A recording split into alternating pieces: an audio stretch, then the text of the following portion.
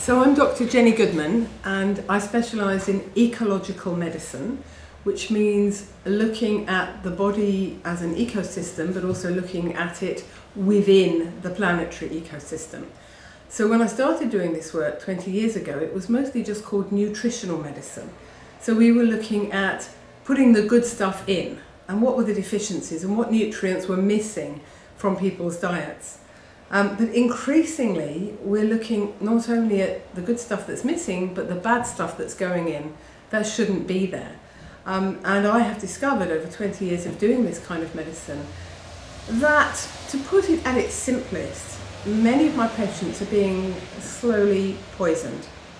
Now, that's not as dramatic as it sounds, because we need to distinguish between acute poisoning or acute toxicity and chronic poisoning or chronic toxicity.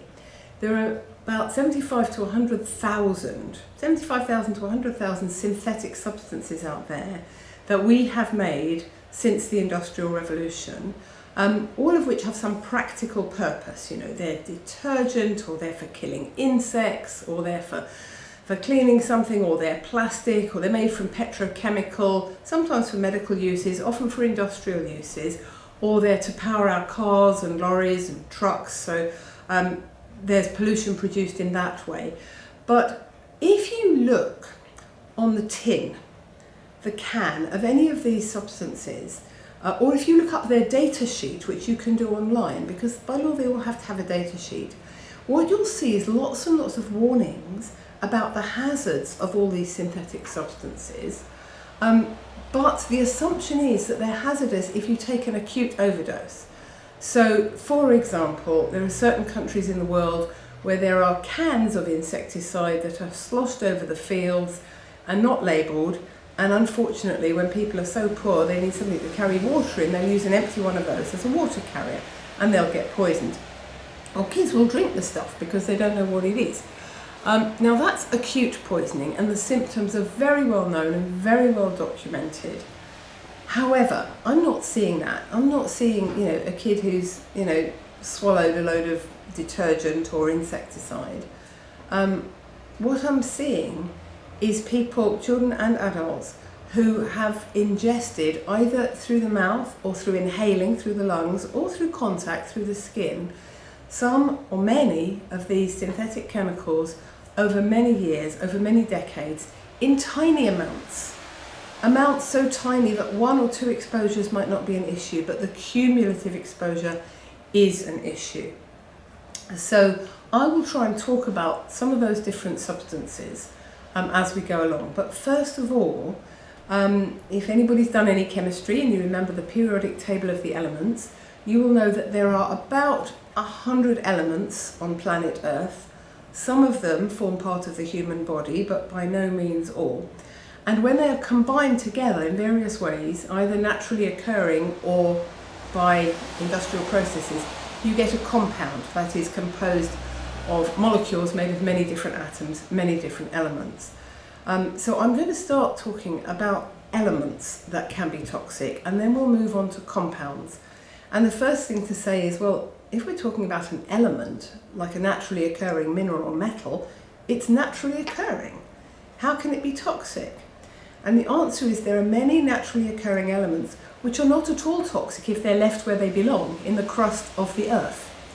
It's if we dig them up and start mining them, combining them with other things, and they get into our food supply or our air supply, they can become problematic.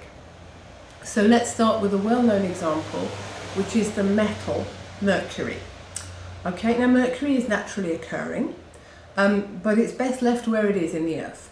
It has various industrial and dental uses, which we'll come to, and therefore it's been dug up, and it's now a very, very common industrial pollutant. It's actually there in the exhaust fumes from some cars and mostly from factories. And the most well-known episode of mercury poisoning of a population was the Minamata disaster in Japan, which was, I think, roughly 1962, something like that. I was a small child.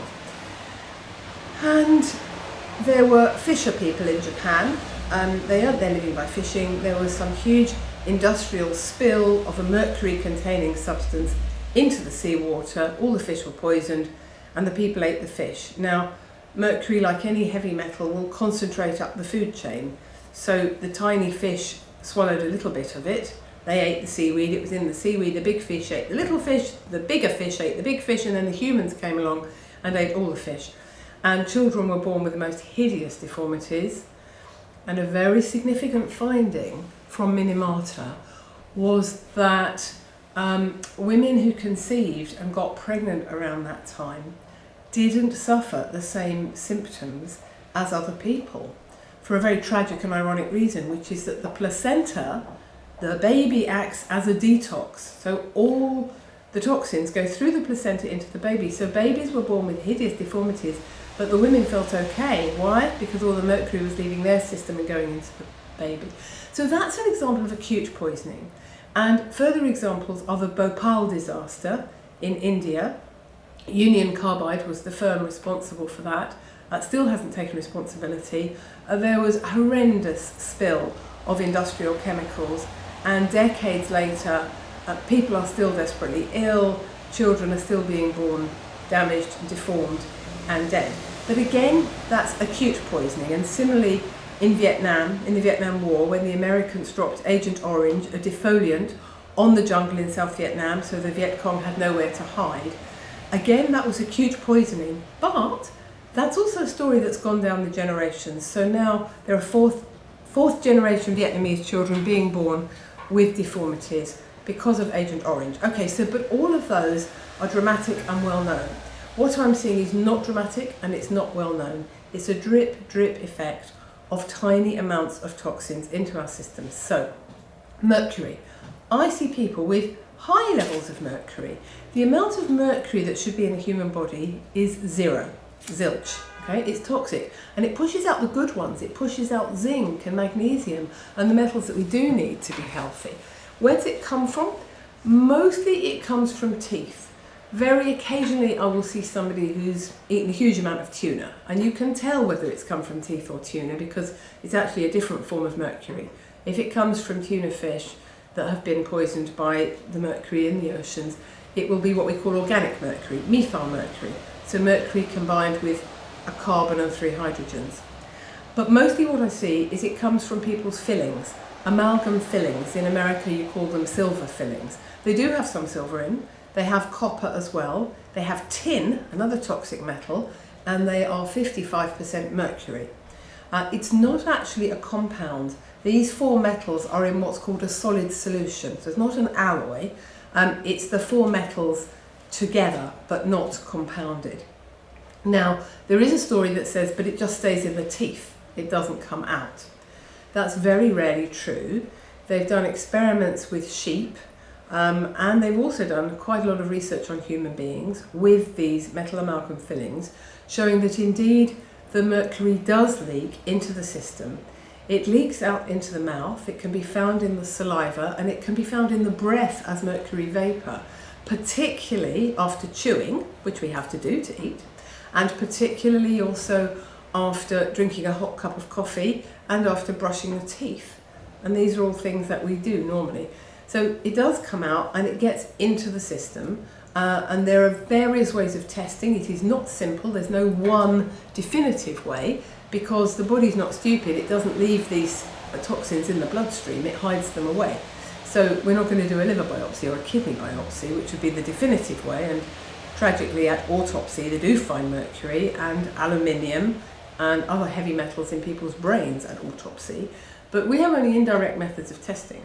So I always take an environmental history. I ask people what chemicals they've been in contact with through their life, and always people initially say none at all. And then you ask a series of very detailed specific questions. Oh yes, I did grow up near a lead mine. Yes, I did play on that slag heap when I was a child. Oh yeah, my dad did come back from the factory with overalls smelling of some strange chemical. Yes, I did live in the countryside and the fields were sprayed with this strange stuff every spring, and it did smell funny, it did make me feel poorly. I had forgotten all about that, but that was years ago. Well, it's still in the system because our detox systems, our liver enzymes, are not really evolved to deal with these kinds of things.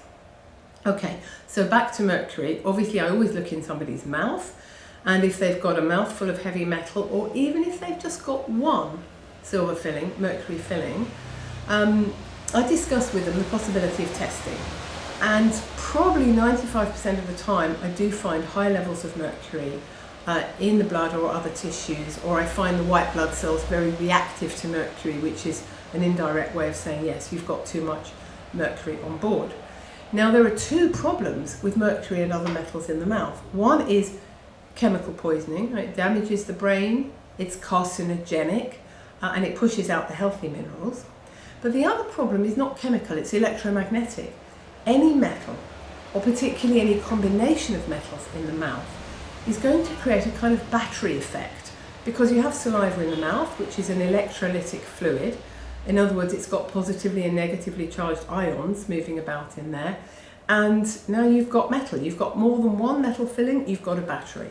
And that makes some people very ill. And good dentists now, who are members of the IAOMT, International Academy for Oral Medicine and Toxicology, will actually measure the amps and volts and how much electric charge is created in the mouth. And that's one reason for removing if there's a high charge. And I will measure the chemical toxicity from it. So sometimes I will advise people to get those amalgam fillings safely removed. Now, many sensible governments in Scandinavia and other parts of Europe have already stopped using mercury amalgam fillings, and even in Britain they're now saying, well, perhaps they're not advisable in pregnancy. They won't admit there's any toxicity, but they are saying perhaps it's not a good idea in pregnancy. And they talk of people having allergic reactions or sensitivity reactions to mercury, because that makes it sound idiosyncratic and individual. But mercury has been known as a neurotoxin for hundreds of years. If you read Lewis Carroll, Alice in Wonderland, you will see a reference to the Mad Hatter's Tea Party. Now, it's very entertaining, but where the idea of the Mad Hatter comes from is that hatters used to use mercury in their work, and it was known that they went mad. And today, if you look at the suicide rate among dentists and the rate of psychiatric illness among dentists, you will find it spectacularly high. And it's not down to the stress of the job. And being a psychiatrist is far more stressful, and they don't have such a high suicide rate. So let's move on from mercury to talk about another toxic metal, which is also a neurotoxin damaging to the brain, and that's aluminium, or aluminum as you say in the States. Okay, so aluminium is in many cooking pans, pots and pans that people cook with. Now, if you just boil an egg in it or boil some pasta in it, it's probably not going to do you any harm. But if you're repeatedly cooking anything acid in it, that will leach the aluminium into your food and then you'll swallow it. So for example, if you're cooking rhubarb or any fruit or anything with lemon juice or tomatoes, we all use tomatoes all the time, eventually over the years that's going to leach enough aluminium from the saucepan to make a difference if you keep eating it. It's toxic for the brain, it's particularly toxic to the breast, and we'll talk about that in a moment. The other way you can ingest aluminium accidentally is by wrapping your food in aluminium foil, which we mistakenly call silver foil. Silver foil is not silver foil, it's aluminium foil. Now again, if you've got a casserole in a dish in the oven and you simply use the foil as a lid, so it's not touching the food, it's just covering it up, that's fine. But if it's touching the food and the food has something acid on it, so for example, salmon with lemon juice squeezed on it, if you wrap that in aluminium foil, some of the aluminium will be dissolved by the lemon juice, goes into the salmon, goes into you. So don't do it. And the last most important thing to say about aluminium is that it is in almost every underarm deodorant. And men as well as women now are using these deodorants because we've become so frightened of the smell of human sweat, the ordinary natural smell of human perspiration, that we would rather smell some hideous toxic perfume, that's a compound, you're not smelling that, you're smelling that, you're not smelling the aluminium, but almost all roll-ons smell, but they also have aluminium in them. Okay, so the problem with spraying deodorant is you're not only putting it on your skin, you're inhaling it, but the problem with roll-ons, which everybody thinks are safer, is 99% of them contain aluminium. And that goes straight into the lymph system, into the blood system. It's very near the breast, okay? The axilla or the armpit is right next to the breast. And there have been studies looking at cancerous breast tumours found in women where they look at the aluminium content of the tumour and they find there is a lot of aluminium in the tumour, but there isn't in the adjoining healthy breast tissue. And you also find, tragically, aluminium in the brains of people who've died of Alzheimer's disease. So there was an acute episode that everybody knew about a few decades ago in Cornwall, in southwest England, the Camelford disaster, where aluminium from some kind of factory leaked into the water supply, and everybody was ill, and what they were ill with was psychiatric symptoms, neuropsychiatric disorders. That's acute, I see chronic. Okay. One other heavy metal I'd like to mention is nickel. And nickel is ubiquitous. It's everywhere. It's in car fumes because the exhaust pipe is made of nickel, and the exhaust fumes coming out are so hot that they actually bring with them nanoparticles of vaporized nickel. So we're inhaling that. It's in coins every time you handle a nickel and a dime. Okay, a nickel is called a nickel because it's made of nickel. But stainless steel, which we use all the time for cooking and many other purposes, is 14% nickel, right? It's not just carbon and iron, it's 14% nickel.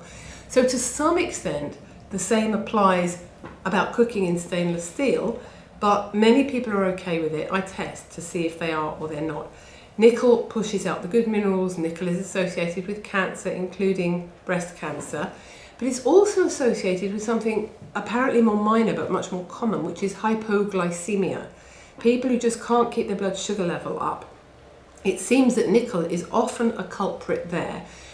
Partly, again, it could be because it pushes out the good minerals we need to keep our blood sugar stable, such as chromium. That's the safe chromium, chromium-3, not the toxic chromium, chromium-6, which was the subject of the famous film, whose name escapes me at the moment. Yes, Ellen Brockovich. The film Ellen Brockovich was about acute poisoning from chromium-6. But chromium-3 is good for you, so is magnesium, so is zinc, and all of those help to stabilise the blood sugar. Pause a minute while I shut the window because we're getting traffic noise. Okay. So nickel is another toxic mineral that is best avoided, but if you Google environmental sources of nickel or environmental sources of nickel toxicity, and there is a very good branch of Wikipedia called Toxipedia, which will tell you all about it. It's pretty accurate. You will find that nickel's everywhere. It's quite hard to avoid.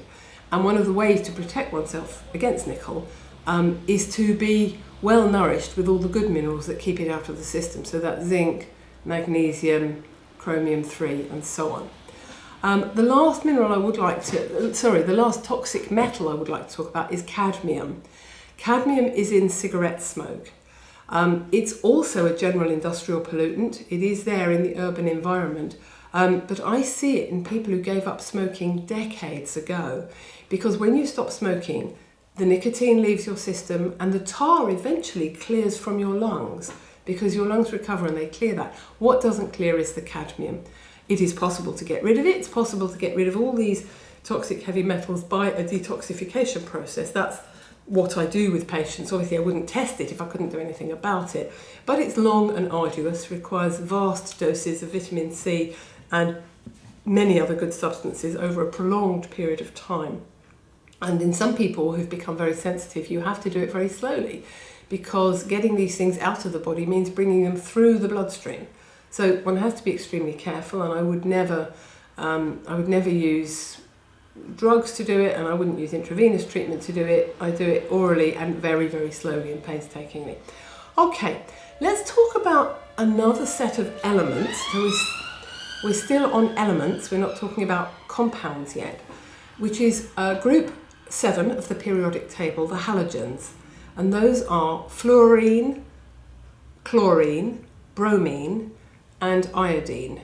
Now, those names ending in INE are when they are in the atomic form, but they are very reactive. They form ions, they gain an electron and they combine with metals to form what's called the halides as opposed to the halogens. And then we would call them fluoride, chloride, bromide, and iodide. Okay, so iodine and iodide are both essential for the body. We need them, and we probably need more of them than we're getting. The only sources in food are seaweed and sea fish, okay, or anything grown very, very near the sea, because the iodine in our soil is depleted, particularly if you live inland. The soil is depleted of iodine, especially in inland regions, and if your iodine goes very low, you get goiter, which is the thyroid gland swelling up in an effort to get the iodine it needs to make thyroid hormone. And this used to be called in the UK Derbyshire Neck, because Derbyshire is a county right in the middle of England, quite mountainous and nowhere near the sea. And in mainland Europe, Switzerland was the place where goiter was most common, because before we imported and exported food and were therefore eating things from all over the place, their only food was from what was grown inland, and so iodine deficiency. But now I see iodine deficiency for a different reason. Even people who do have iodine in their diet are iodine deficient because the iodine is being pushed out by the other three halogens, or the iodide is being pushed out by the other three halides. Now, let's go through them briefly. Fluorine, fluorine and fluoride are both toxic. Bromine and bromide are both toxic. Chlorine is toxic, but in its ionic form chloride, it is not. It's an essential part of the body. Sodium chloride is salt, and we have many, many chloride ions in our body, and we need them there. So this is not simple. I see people with very low iodine because they've had far too much chlorine from the swimming pool, or chlorine from their tap water. All over the UK, they put chlorine in the tap water. And we know they want to kill the bugs, but I wish they could find a way to kill the bugs, or for the bugs not to be in the water in the first place, which didn't poison people. So I advise people to get water filters that take the chlorine out of the water. Chlorine is the simple one. Fluorine and fluoride is more complicated. So let's come to that in a minute. I want to speak briefly about bromine and bromide. There are fire retardants, flame retardants, added to our soft furnishings. So your carpets, your curtains, or drapes as you call them in America, I think, your sofas, your settees, your couch, whatever you're sitting on, and mattresses. If they are made of synthetic material, which they mostly are, it's flammable. So by law, certainly in the UK, you must add fire retardants. Those fire retardants are mostly a compound called PBBs, or polybrominated biphenyls, right? So listen, polybrominated, many atoms of bromine in there. When those soft furnishings are new, they outgas, they give out the bromine. If it's a mattress, you're sleeping on it all night. If it's a sofa, you're sitting on it. Some people can smell it, but what they're smelling is the compound, not actually the bromine. And bromide used to be used to reduce men's virility. It's a sort of anti-testosterone, anti-fertility toxin. So bromine and bromide are toxic. They're there. I believe at one point bromide was added to bread in America. Which is completely extraordinary. Adding iodide might have been a smart move. Adding bromide is beyond comprehension. But I'm sure there was some, economic reason why it was beneficial to somebody. Now, let's talk about the most toxic halogen of all, which is fluorine, or in its halide form, fluoride. Now, fluorine, fluoride occur naturally in the crust of the earth, and they should be left there. However, fluoride is incredibly toxic when we take it into our bodies, but it is a byproduct of the fertilizer industry and the aluminium industry. It is linked with aluminium, they often go together. Now, the fertilizer industry has got this industrial waste product called fluoride. They don't know what to do with it. In this country, they've convinced the British Dental Association that it's good for children's teeth, and they have convinced the local authorities in some areas of the UK to put it in the water, the tap water. Thank God it's not all over the UK, although I believe it is in most states of America, of North America. And it certainly is in the Republic of Ireland, Southern Ireland. They're trying to bring it in Northern Ireland. There's a campaign against it. In Southampton area of the UK, they were trying to bring it in, and they have brought it in the northeast of the UK, in Tynemouth area, Sunderland, I think. What's most disconcerting is there has been fluoride in the water in the West Midlands, the Birmingham area of the UK, for many, many, many years. Now, I see patients, children and adults, from all over the UK. I see a disproportionate number from the West Midlands of children with neurological developmental disorders, their brains aren't working right, and bone disorders, their bones aren't developing correctly. Now that's not a scientific study, I haven't done a randomised controlled trial, it's just anecdotal, but there is fluoride in the water in the West Midlands, and I test the urine of people who've grown up there. Fluoride is sky high, the iodine is rock bottom, and they are ill.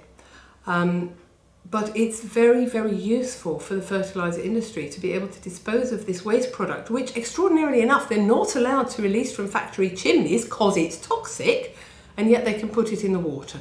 So there are all these unexplained paradoxes. Many, many good books about it. One of the best is by Paul Connett, Dr. Paul Connett, Connett, The Case Against Fluoride. Now, we know that fluoride damages the kidneys, the brain, the thyroid gland, the bones, changes the architecture of the bones completely, and the reproductive system. Even if it could be proved that it helps children's teeth, is that worth it? Would it not be better to cut out the sugar and brush your teeth? Teach children to brush their teeth. Now, interestingly, they have plotted a graph of the decline of tooth decay in children's teeth. And tooth decay has been going right down since the 1960s, right across Europe. And it has nothing to do with fluoride, because if you put on the horizontal axis, the x-axis of that graph, the moment when fluoridation of the water was introduced, as it was in some countries, you will find not a blip, not a dip. The graph doesn't go down after fluoride's introduced. Tooth decay is carrying on declining because people are teaching their children to brush their teeth. What fluoride actually does to the teeth is what it does to the bones. It hardens them. It makes them rock solid. And if you go too far, you end up with fluorosis of the teeth, which is a dangerous condition where they will in fact discolour and break. Now, sensible Scandinavian countries have not got fluoride in their water. In Chile, they did introduce fluoride into the water, and at that point most of the babies were bottle fed, so they were using tap water to make up the feed. Their infant mortality rate went up. Within 5 years they took fluoride out of their tap water again, and their infant mortality rate went back down again. Okay, so I think we've spoken enough about toxic elements, and now we need to move on to compounds. That's a far bigger and more complex topic because, as I said earlier, there are about 100,000 synthetic chemicals made in daily use, and many of us are in contact with many of them much of the time. We're breathing them in, we're touching them, they're in our homes. You know, if you look in your kitchen cupboard under the sink, what have you got? You've got stuff for clearing the drains, you've got stuff for cleaning the toilets, you've got stuff for getting spills off the carpet, you've got stuff to wash the clothes, you've got stuff to wash the dishes, you've got stuff to spray on the furniture. Then you go up into your bathroom, you've got a similar array of chemicals that you're spraying all over your body, not just under your arms. You've got perfume that, if you looked at the perfume factory, you go around, you'd see all the bottles have got skull and crossbones on them because most of the ingredients are known to be toxic. But they'd say, it's such a tiny amount. And it is, if you put perfume on once or twice in your life. But if you put it on every day for decades, did you know perfume's got benzene in it? Benzene is linked with leukemia. Leukemia is on the increase. Benzene in perfume is only one of the factors. You know, there's electromagnetic pollution and nuclear radiation and many other things in there. But who wants to be putting benzene on their body to smell nice when you can use natural essential oils? You know, natural essential oils of rose or lavender or jasmine or geranium or orange flower, and they smell lovely. You know what? They don't last all day. Nothing that's natural does last all day. Any deodorant that lasts all day, it's not natural. And I just need to reprise and say one more thing about aluminium in deodorants, which is many of my patients say to me, oh, I've got a natural one, it's just rock salt. Now, if you look carefully, the ingredients will say alum, natural alum. Alum is natural, but it's not natural to put it on or in the human body. Alum is aluminium, don't go near it. Okay, so what we're all exposed to is not just 1 or 2 or 3 of all these synthetic chemicals in the bathroom, in the street from car fumes, and in our kitchens as we're washing up. We're exposed to a massive cocktail of dozens and dozens of them. And Very occasionally, some study has looked at the health effect of one toxin or one compound, but they've never looked at the effect of a cocktail. And in fact, any drug that we take has to go through 2 years of rigorous animal testing and then 2 years of rigorous human testing before we're allowed to put it on or in our bodies. But these synthetic compounds, chemicals that we've been making industrially and post-industrially, are not tested on humans. It would be too dangerous to do that. So the irony is we are constantly swallowing and inhaling substances that have never been tested for human safety, and where they have, they've been found to be dangerous. Now, a drug company will fund a study to see if its drug is safe and effective, but who will fund a study to see if your carpet cleaner is safe and effective? You're not going to test that on human beings. So let me give you some examples of toxic compounds that we're in contact with all the time. Insecticides, pesticides, herbicides, anything that ends with CIDE, it means it's killing something. Now, we're not the same as insects or plants, but we share most of our genes and most of our biochemical processes. So anything that will kill a living thing, like a weed, which is a plant we don't want, or an insect, which is a living creature, anything that will kill one of those will be pretty toxic for us as well. Now, many patients will say to me, oh, I've never had any contact with insecticides. And I'll say, do you have a cat or dog? Oh yeah, I have a dog. How do you keep fleas off your dog? Well, we have a flea collar, or we put the drops between his shoulder blades. The drops between the shoulder blades are insecticide. They kill the fleas. And the flea collar is impregnated with those same insecticides. Now, the vet will say, all right, perhaps your toddler shouldn't stroke the dog for the first 48 hours after putting the drops on, but after that it's fine. And then you say, and how long will these drops be effective in keeping fleas off my dog? And the vet will say, oh, 3 to 6 months. Well, hang on a minute. If it's still working in 3 months' time, how come it's no longer toxic to your toddler who's cuddling that dog? No, the stuff for keeping fleas off dogs and cats is insecticide. It's toxic, but there is a safer way. There is a wonderful stuff called neem powder made from the Indian neem tree. The powdered bark of the neem tree will keep fleas off your dog or your cat. You just rub it in. Your pet will be green for a day or two. They will lick it off and it will turn into a natural anti-worm remedy as well. And there's also stuff you can get from the vet that the animal can eat as part of its food, a white liquid called Program. I'm not advertising anything, but I know it's safe because it doesn't kill fleas, it sterilises them.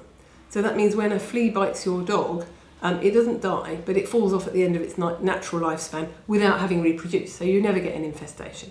And you can brush and comb your animals as well. So there are natural alternatives, but there's no profit in them. Nobody can patent the bark of the neem tree because it's naturally occurring. And, you know, people who get through veterinary school are the type of people who are not chemically sensitive. They can detoxify these things very efficiently, so they don't know that they are toxic to some humans. Okay, so that's one tiny example of where you might encounter insecticide.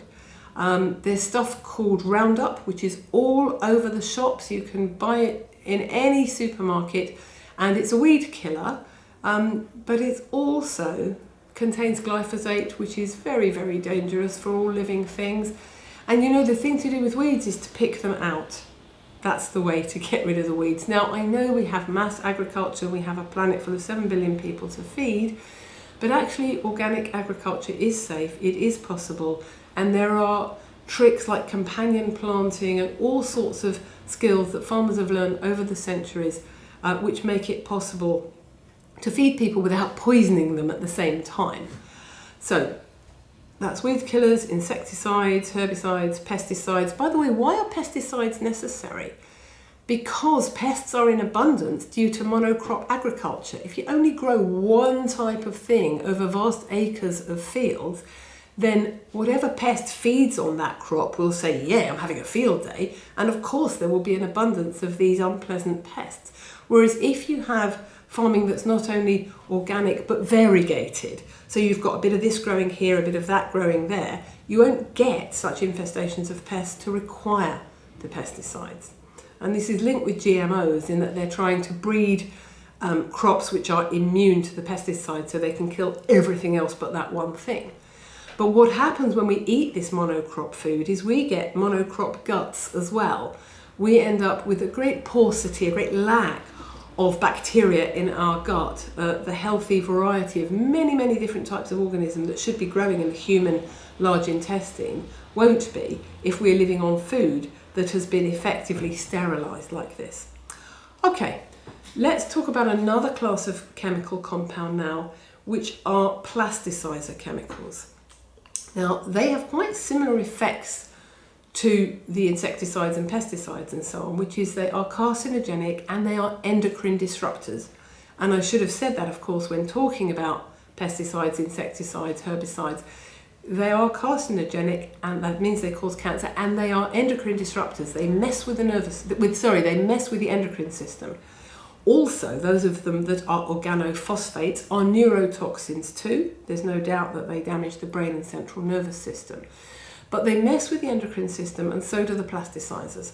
And they particularly mess with the estrogen system. Okay, many plasticizers, so for example, phthalates, this is hard to say and it's even harder to spell, it's Phthalates. The phthalates, which are added to plastics to make them flexible and soft, and many other substances like bisphenol A and other plastics are endocrine disruptors in that they look like estrogen. The molecule is shaped a bit like estrogen, so it's able to sit on the receptor for estrogen in the body and produce estrogenic effects. And there's no doubt in my mind that the breast cancer epidemic is linked with this huge increase in both pesticides and plastics. Plastics are toxic to us, there's no doubt about it. And I'm seeing not just a huge increase, obviously, in breast cancer that we know about, but an increase in breast development in young boys. It's called gynecomastia. It used to be very, very rare, and it would affect maybe an obese older man. I'm seeing young boys pre-puberty, as well as girls, with premature breast development. Of course, the boys shouldn't have any breast development. And this is partly because they're drinking water out of plastic bottles, right? Now, we're in a bit of a catch-22 here, because I've just said the tap water is full of chlorine. So people go and buy bottled water, but you want your bottled water in glass. Actually, you want to filter your tap water, that's more economical. But you want your bottled water in glass. Do you know how hard that is to get? Especially if it's not sparkling water. It's quite hard to get. But glass is recyclable. Glass is harmless, and it puts nothing else into the water. Spring water, when it comes out of the spring, fantastic, it's pure. But you bottle it in plastic, and then you keep that plastic in a warm environment, at a warm temperature. The plasticizers do go into the water, and most people can taste it. If you have a plastic bottle of water and you leave it in your car in the sun, and the sun's coming through the glass and that gets warm, it tastes disgusting. What you are tasting there is the plasticizer chemicals, and they are messing with your sex hormones big time. Okay, we're running out of time. We don't have time for much more, but I just want to say a word about air pollution, because that's getting into all of us all the time if we live in an urban environment. Traffic fumes are giving us lung cancer, but they're also giving us heart disease, and now they're implicated in diabetes as well. In other words, the three major killers. So we need to do something about our addiction to the car. There is no doubt at all that that's what's going to kill us. And everyone's talking now about climate change, and of course climate change is a catastrophe. But when people talk about carbon in the air or the increase of carbon dioxide, frankly, that's the least of our problems. Other greenhouse gases are not only raising the temperature of the planet, they are directly poisoning us. So if we don't tackle that, we won't be here that much longer. The last thing I need to say is that we've only been talking about chemical pollution, and there is a whole other topic to be discussed, which is electromagnetic pollution. So the Wi-Fi, the mobile phone you hold to your ear, the mobile phone mast, all of these are making our children hyperactive and wizzy in the schools, because they've got Wi-Fi all over the schools now. And we're certainly seeing an increase in cancers and leukemia, but I think particularly in brain tumours among the young. And you see these young men particularly walking around with a phone by their ear. 95% of brain tumours in young men are on the same side of the head as where they habitually hold their phone. So just text or use some kind of non-metal headphone so that you've got it on speakerphone or something. Talk at a distance. Break your addiction to the phone. And sometimes when I say to people, please don't put the phone to your ear, I see they're carrying it around in their back pocket. And there have certainly been incidents of cancer of the muscle in the buttock from people who are carrying the phone. Look, if you want to carry it around, switch it off. The sky won't fall if somebody can't get hold of you. And turn your Wi-Fi router off when you're not using it. One question. Can you comment how on mercury and lead and stuff affect the thyroid and conversion of T4 to T3 and heart disease? Just a couple sentences. Okay, so I'm not an expert on the link between mercury and heart disease, but I would say that because mercury pushes out zinc and magnesium and also iron and iodine, all of which the thyroid gland needs, and because your mercury amalgam fillings are damn near to your thyroid gland anatomically, certainly I think that mercury fillings is one of the reasons for our epidemic of low thyroid, no doubt about that. And I would say one more thing, that the combination of metal fillings in your mouth and electromagnetic radiation around you from Wi-Fi and mobile phones is a pretty toxic combination. And sometimes you can get rid of a person's migraines just by getting them to turn off the Wi-Fi.